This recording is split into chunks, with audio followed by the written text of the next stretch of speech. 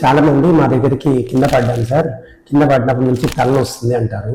CT scan ఏమైనా తీపించుకోవాలా అన్న డౌట్తో వస్తూ ఉంటారు. కొన్ని సింటమ్స్ చెప్తాను, అవి గుర్తుపెట్టుకోండి. ఇవి ఉంటే సిటీ స్కాన్ తీసుకోవాల్సిన అవసరం పెరుగుతుంది.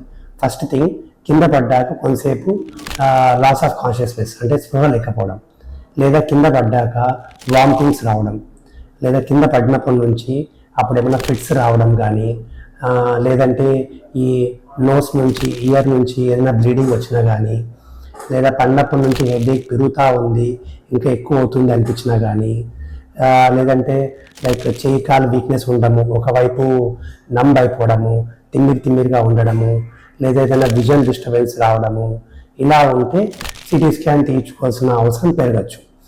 కొన్ని విషయాలు గుర్తుపెట్టుకోండి. జనరల్గా 60 years అండ్ అబోవ్ ఉన్నవాళ్ళు కానీ, లేదంటే ఏదైనా బ్లడ్ థిన్నర్స్ యాస్పిరిన్, క్రిప్టోగ్రిల్ ఇట్లా హార్ట్కి కానీ ఏదైనా బ్లడ్ థిన్నర్స్ వాడుతున్నప్పుడు కానీ కొద్దిగా ఎక్కువ జాగ్రత్తగా ఉండాలి.